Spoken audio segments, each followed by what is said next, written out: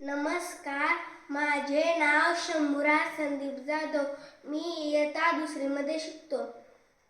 सर्वप्रथम तुम्हा सर्वांना 79व्या स्वातंत्र्य दिनाच्या खूप खूप शुभेच्छा.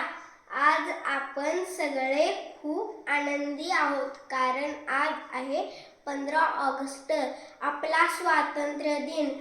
आजच्याच दिवशी आपला देश इंग्रजांच्या गुलामगिरीतून मुक्त झाला. पण आपल्याला हे स्वातंत्र्य सहज मिळाले नाही.